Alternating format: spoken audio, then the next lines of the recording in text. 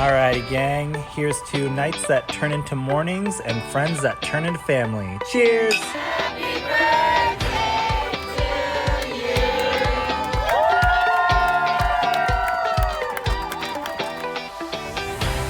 Hello. Welcome to the Friendship IRL podcast. I'm your host, Alex Alexander, and each week we explore what's working and what's not in our friendships, community, and connections. Have you ever wished you could sit down and have a conversation about what is really going on in your friendships? Well, you found your people. Join us as we dive into real-life stories and explore new ways to approach these connections. Together, we're reimagining the rules of friendship.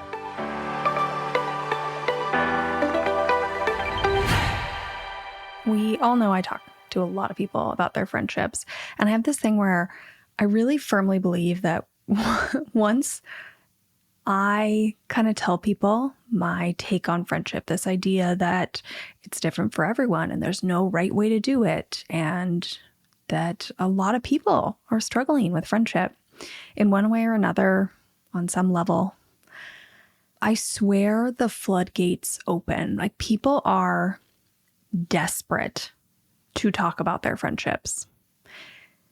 And I will never forget this thing that a friend of mine actually said to me.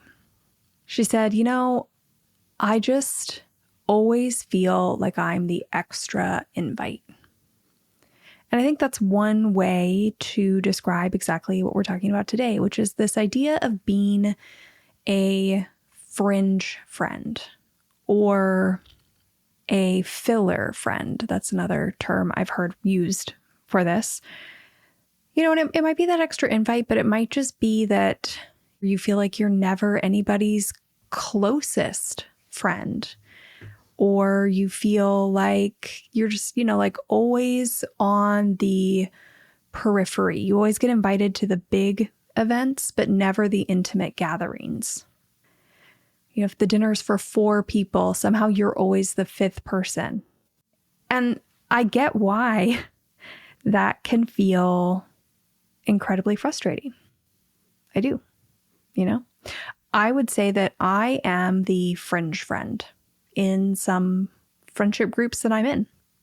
In others, I'm not, but I definitely understand this experience. There have been moments where I have sat there at the table and heard everyone else talking about how they maybe got together the weekend before. And you have this moment of like, oh, but I wasn't there. The 3 of you were there, but I wasn't there. So I just want to say, on some level, I do get this experience. And I want to say that because today's take on being the fringe friend or the filler friend is probably not what you're going to hear other places. I really sat down for today's episode and I thought about my Wheel of Connection framework. If you have never seen that before, it is all over my website. I deep dive into it in episode 100, so go back and listen to that episode. But I really try to think about what is a fringe friend and how does it work in that framework that I created. I try to think about the behaviors that you might be doing that are keeping you there. I tried to think about life changes that might be happening where it caused a shift in your friendship, and maybe you even went from feeling like you were a really close friend and now you're on the outskirts and you don't know how you got there. And then finally, after all of that, I want to talk about if this just isn't the right fit of a group or a friendship for you. But notice, I've got 3 whole sections I'm going to cover before we get to that 4th and final one, because I do want in this episode to show you that there actually are some benefits to being a fringe friend. Like, sometimes I'm really okay being kind of that 2nd tier friendship. And I think that it's the understanding of why I'm there that makes me feel okay about it. And if you don't have that understanding, I can see why you'd be really frustrated. But we're going to try and find some of that understanding today. So with that, let's kind of dive into the first reason that you might be on the fringe. And that is because you feel like the fringe friend because either you have a lot of newer friendships, or perhaps you have a lot of established friendships, but they maybe don't live nearby, or there was some big life shift. So these are newer friendships. Like they were friendships that you had a lot of hope for being those kind of present friendships in your life. And if you don't know what a present friendship is, again, go listen to episode 100. But a present friendship is, the most basic way I can describe it, is kind of the people you're doing multiple areas of life with. And so I think that's important for us all to remember, because you might be sitting in a room or in a group with a bunch of people who are kind of doing multiple areas of life together, and you realize that you're not a part of that. And that can be really hard. Okay, let me back up. So these newer friendships, right? One reason that you might be kind of sitting in this fringe friend situation is because you are newer to a group dynamic.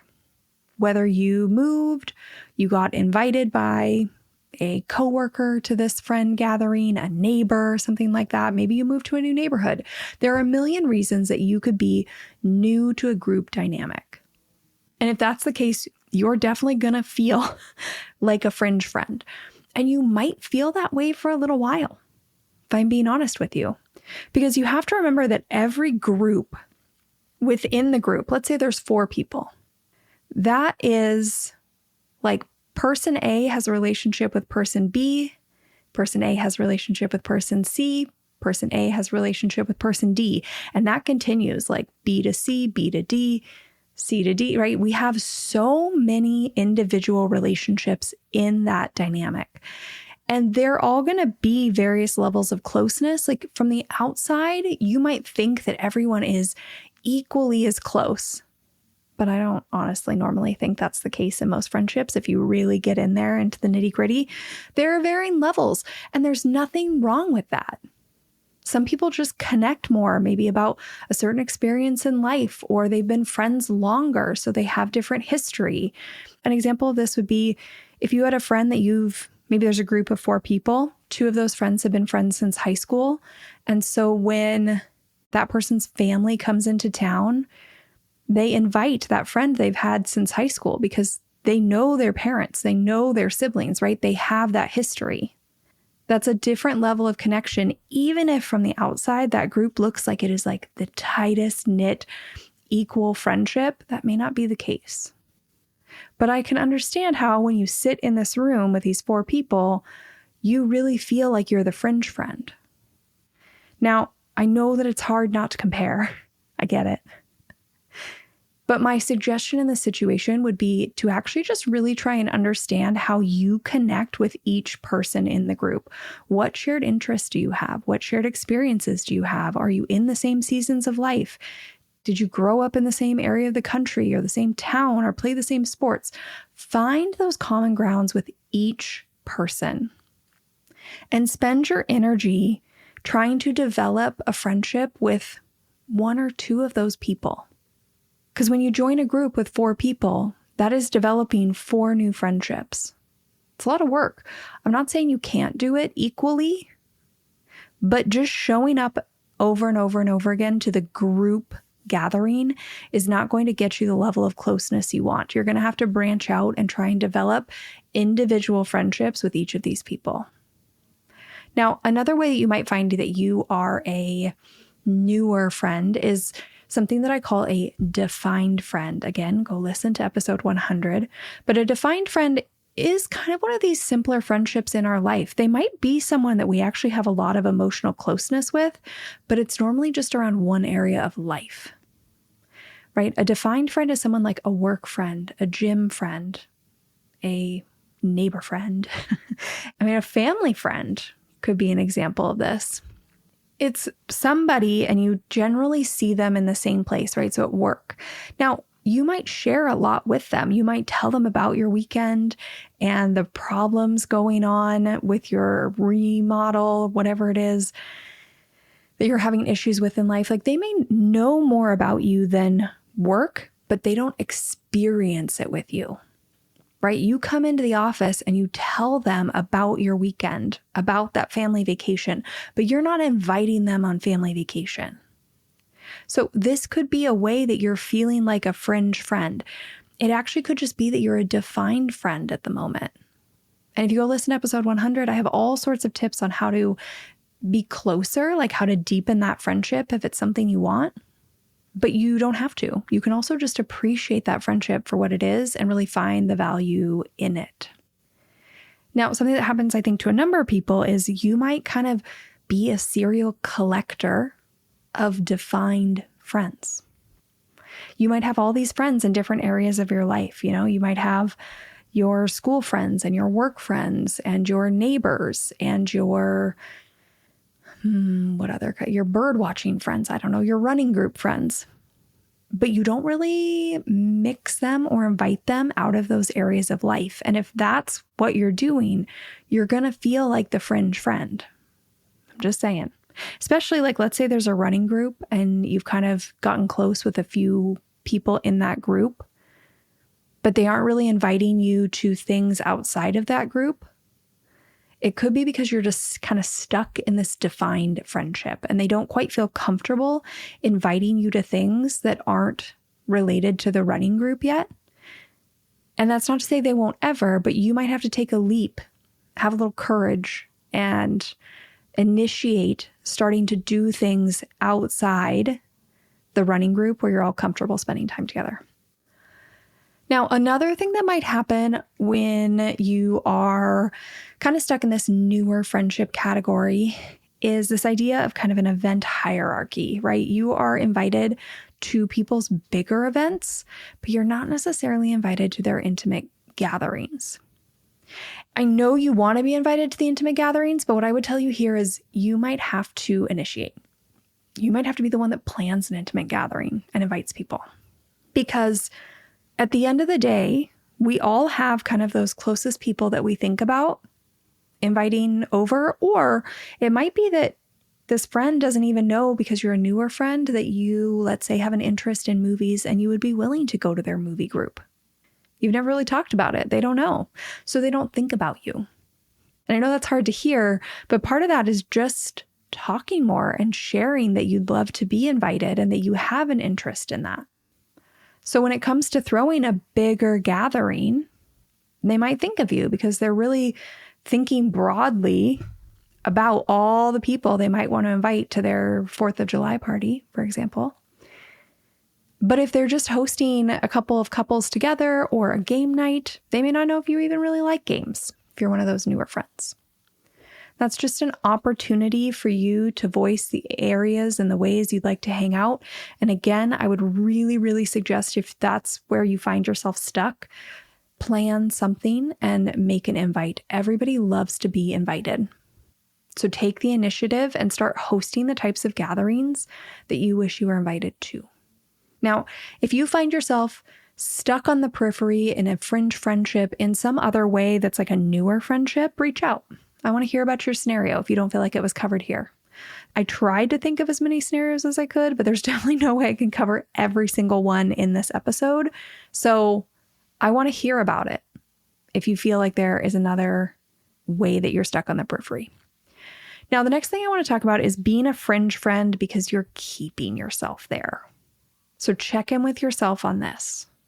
If you have made some friends in your running group, for example, or at work, maybe they are inviting you. Now, those invites may not be things you normally would want to go to. Like maybe you're not a movie person, for example, and so they've invited you to do that and you've said no, and you feel like you're on the fringe. So it's a great place to check in on like, where are you potentially holding yourself back? To step into that more present friendship, you might have to try some things you don't normally do.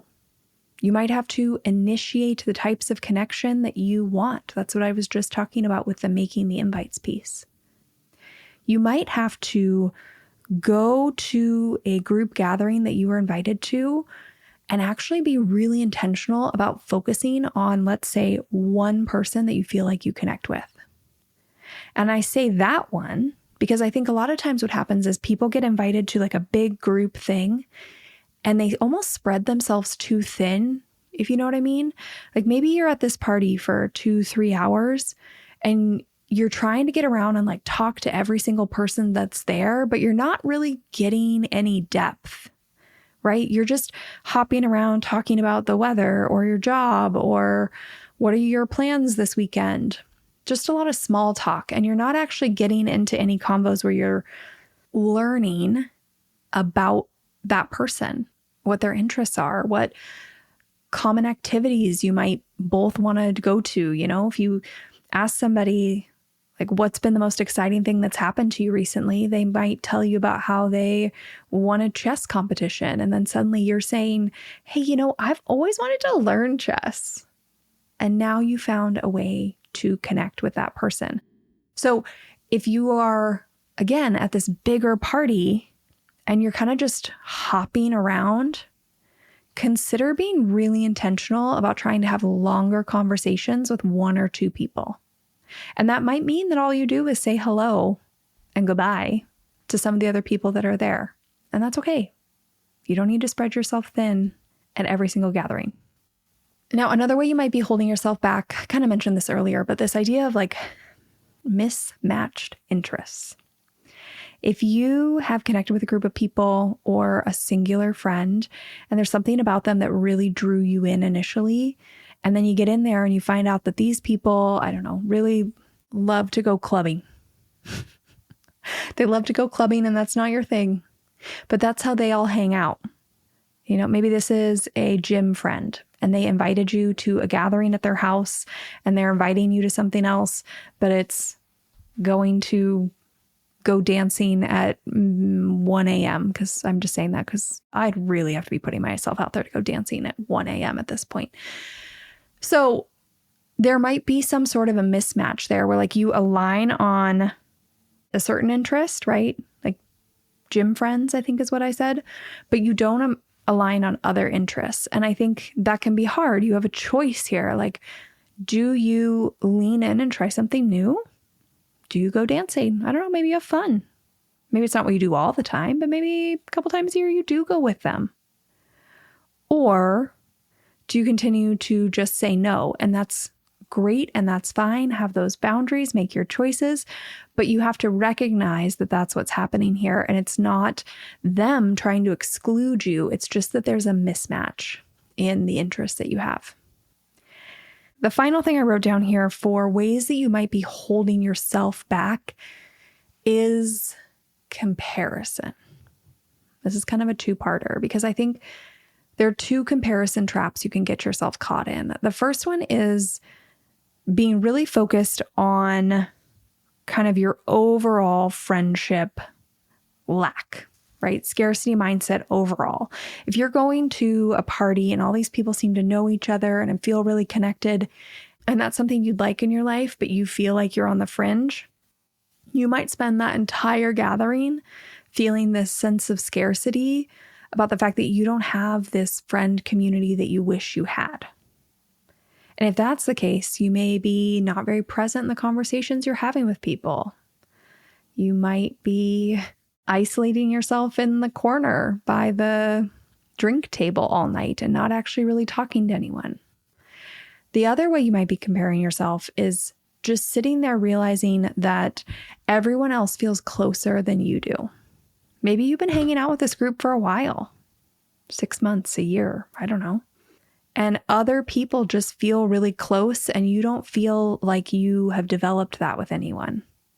And so you might be holding back because you just don't, right? You're comparing your new relationships in this group to other people's potentially very established relationships. And if this is the case, my suggestion to you would be to actually start asking people about their history.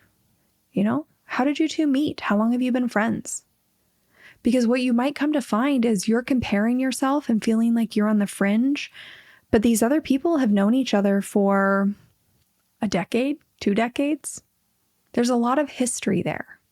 Now, there are a lot of messages and narratives out there about how like a friendship that's been around longer is better. And I always want to challenge that because what you have to remember is that you as the new friend, you might be bringing something like fresh and fun and different. You might be the person that this newer friend of yours has always wanted. Maybe you share an interest that none of their other established friends do. And although they love the history and they have other things they connect with people about in that group, you might be the one that they connect with about something super specific. Gosh, I'm trying to think of an example of this. This episode's going to release right before the 4th of July. And we're hosting a big 4th of July gathering because you can see the fireworks from our place. And it's going to be a lot of my very established, long-standing friends that are coming. People I've known for, a decade plus. Like, a lot of my chosen family is going to be in this room on the 4th of July. There are a couple things we did, though. We told anybody who's coming that they could bring friends. Like, if there's somebody you wanted to spend 4th of July with, they can come on over, right? So that could create a lot of fringe friends. But I specifically invited 2 separate couples that are friends of mine, but aren't necessarily as connected into this group. One couple has been to various gatherings. Like, they're good friends with me and Michael, but they are not tied in. Everybody knows them, has heard of them, has seen them at different functions, but they don't know them very well. The other friends are friends that I've made in the past couple years. It's a couple, but her and I have become friends in the past couple years, and they have not met a single other person coming to this party. So they're for sure going to feel like fringe friends here. And it would be very easy for her maybe to walk in the room and compare all the history that is in this room, all the connection, all the depth. She's heard me talk about these people, but she's never met them. And she could be so focused on what she's not. Now, I hope she doesn't do that, because what she has brought to my life is this playfulness. We go on really silly adventures together. I could do really silly things with her, and I love that.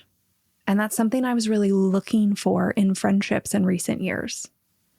So instead of comparing herself to these more established friendships, I hope she can see what she does bring, what I do love about our friendship.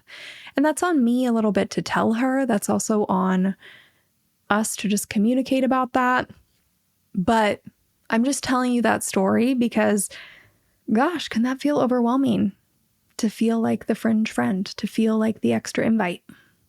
But it's not to say there's not beauty in that, because there is. Sometimes it's, you're the friend that somebody desperately needed, even if you're the newer friend that isn't necessarily super tied into the group. Hopefully just something for you to think about. Okay, so the next thing I want to talk about is when some life changes have happened, and maybe this was somebody you feel really close to.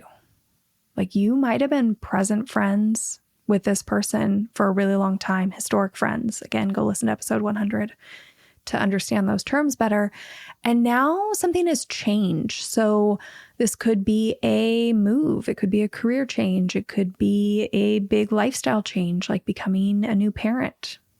It could be a change to your income level that's impacted maybe the activities you can take part in, like things you used to do with friends, going out to dinners or traveling.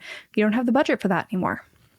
There could be all sorts of life transitions and circumstances that happen that suddenly make it so that somewhere that you felt like you really belonged, you now feel on the fringe. And that can feel really hard because it can feel really confusing. It can feel like your friends, left you behind or are doing things without you. But I guess my suggestion to you here is, I'm not trying to downplay, that is incredibly hard. But I do think trying to understand what changed is the most important thing you can do here. Because if you can pinpoint what changed, you can start to understand what you might be able to do to bring yourselves closer together. So if maybe you became a parent and that really changed your friendships, then this would be a great moment for you to really lean in and try and initiate new ways to connect that are different than the ways you used to connect. Ways that feel more aligned in this new stage of life. Now, another circumstance that might happen is if there was a big life change, or maybe there wasn't for you, maybe it was actually for other people. At the end of the day, your friends might feel closer to each other than you do, right? Maybe at one point you had like a trio and it felt really equal. And now something's changed and it doesn't. Maybe two people started working at the same company. They would be spending a lot of time together. Maybe two of your friends made a pact to travel to certain places this year, and so they're going on all these adventures together. Maybe they both decided to join a book club that you weren't interested in. It's just not your thing. That's okay. But it might make you feel like you're on the fringe. And again, my suggestion would be try and figure out what has changed. Because then you can understand where you can put your energy and your effort, if you so choose, to find new ways to build roots and connect with those friends.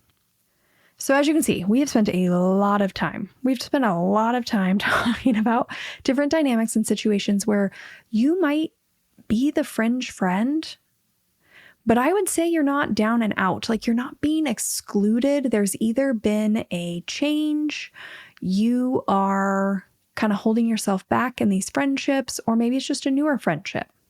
None of those make this like a bad friendship. Even if you're sitting in that maybe tier 2 position, that can be okay. But what I want to talk about now is where everybody jumps, which is just like, they're bad friends, they're excluding me, they're not the right friends for me. And that might be the case. Note, I gave you 3 things to explore first, because I think that can save a lot of friendships, but they might not be right. You might be correct. Like it might truly be exclusion. Maybe they don't invite you at all to things that you would have liked to go to, things that you actually would be interested in, and they know that. Maybe they are inviting you to things, but then when you get there, they're ignoring you. Maybe it's just not the right fit because you are going to this party or this get together, and when you get there, you just feel like you don't really have anything to talk about with anybody. And therefore you feel like, you might as well be standing against the wall and be a wallflower. What does it matter? Maybe you are somebody who is sending the invites. You're trying to initiate and people just keep rejecting those invites. Or another thing is you might be going to the gatherings. Maybe this group gets together for like picnics once or twice a month, let's say. And you keep going, and you just go every time. You feel like you aren't getting closer to anyone. Now, if that's the case, I would go back and listen to the section about holding back. But if you don't feel like you're holding back, like you're showing up and you're trying to engage with people and find common interests, but it just doesn't seem like it's clicking. If any of those things I've just mentioned are happening, it's time to go. That is okay. It is not you. It is not a failure. It's just that sometimes you don't connect with people, It might be that some people do have a cliquey behavior. Maybe they're in a life situation where they're just really not open to making friends. There are a million situations here. Like I can't cover every single one. I would love to hear your stories. So please reach out if you have experienced this so you can tell me what happened to you. But the moral of the story here, if you find yourself in this situation, is it's okay to move on. It is okay to move on. It is okay to put your energy elsewhere, whether they are newer friends or maybe they are those more established friends where things have changed and you just can't seem to get it back to a place that feels good for you. There are plenty of other people and connections out there. You are not done making new friends until you're in the grave. It's okay to let it go and put your energy elsewhere. Okay, so to pull this episode together, I want to give you just a couple final reframes. I want to be just really direct with you about ways to think about being the fringe friend. maybe a new mindset. And if you try these out, I want to hear about it. Because what I want to remind you is if you feel like you are the fringe friend, that's actually a superpower. And that's because you bring a newness and a fresh perspective to friendships that have maybe been established for a really long time. Maybe friendships that feel kind of stale, or they're doing the same things, or, somebody who's looking for, let's say, a playful energy. There can be a real benefit to mixing it up in a group of people. So don't hold yourself back. Show who you are and how you might fit into the group. The second one is that it's really okay to kind of be the tier 2 friend. It really is. Some people actually really prefer this. And if that's you, I love that for you. Some people like not being a part of the group, right? They have these really close friendships and their close friends are in different groups that don't overlap, and they might invite you in and you're really close to this one friend, but not really everybody else. That's okay. You don't have to be a part of the group. You can be, what did I see like the other day? Like the friend-in-law. You can be the friend-in-law. Just the same way as I love when my friends invite their siblings, and I'm not necessarily the closest to them, but I love seeing them. Or their high school friends, and we didn't go to high school together, and I love that.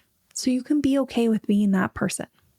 Now, if you feel like you are the tier 2 friend everywhere and that's not what you want, then my suggestion would be to continue what I talked about earlier in the episode.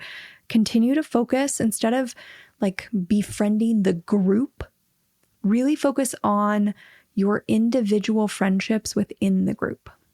Put your energy there and see what happens. Now, another reframe is that you might just have a lot of defined friends. You might have a lot of work friends and gym friends and kids' parents' friends and soccer friends and running group friends. You might really be a collector of defined friends. And if you like that, there's nothing wrong with that. But if you feel frustrated because you feel like you're stuck kind of on this fringe where you can only connect with your friends in one way and you want to go further, then what you got to do is put yourself out there. You got to take some risks and you got to make some invites to try and break out of, say, like the gym friend category. Invite them over to your house for a barbecue. Have them meet your other friends. Ask them if they want to go away on a trip. If they want to get together and just walk in your neighborhood. They want to like walk the dogs together. Find new ways outside of that one way you hang out. Now, another reframe for you is that I really do think, there's this whole idea of like quality versus quantity, and that's could be its own episode. But I really do think you can find quality in your fringe connections. The quality may not be that this person is some all-encompassing friendship that understands every area of your life and things like that. But the quality might be that they just really, really get you in one area of life. Like you want to write a book and they also have written a book, or they're writing a book, or they want to write a book. And none of your other friends understand that. And that could be quality, even if you aren't their closest friend. I think I could ramble on about the benefits of being a fringe friend all night long. I mean, obviously, I've been pretty passionate in this entire episode. I guess what I'm trying to say is it's not all bad. It's not all bad. These can actually be really beautiful friendships in your life. But your feelings are what matters. So if you want deeper friendships, if you want to be a part of the intimate gatherings, you can change this. That friend that I opened talking about how she said she's always the plus one. When she had that realization, she decided to really make a change. And I can tell you now, her friendships are completely different. She has lost some friends. She has gained a lot of other ones. She has friends that are like very present in all the areas of her life. But she also has friends in every kind of little pocket of her interests, right? I live in one pocket. I'm not an all-consuming friend for her. I'm not a present friend. And I'm okay with that. And if she invites me to something, I would be on the fringe and I would have fun being there. But overall, her friendship landscape, if she looks at her wheel of connection, she's put energy and effort in over the past few years to really remake her wheel of connection so that she doesn't always feel like she is the fringe friend. And when she is, she understands why and she appreciates it. So it's all to say, you aren't stuck. If you feel like you're always the fringe friend, you don't have to be the fringe friend anymore. You really can change this. And part of that is just understanding some of the categories and areas we've broken down in this episode. But I would also highly, highly, highly suggest, because I've said it at least 8 times in this episode already, go listen to episode 100 about the Wheel of Connection so you can understand how you can impact your own. With that, I'll see you next week. Thank you for listening to this episode of Friendship IRL. I am so honored to have these conversations with you, but don't let the chat die here. Send me a voice message. I created a special website just to chat with you. You can find it at alex.chat. You can also find me on Instagram. My handle at it's Alex Alexander, or go ahead and leave a review wherever you prefer to listen to podcasts. Now, if you want to take this conversation a step further, send this episode to a friend. Tell them you found it interesting and use what we just talked about as a conversation starter the next time you and your friend hang out. No need for a teary goodbye. I'll be back with a new episode next week.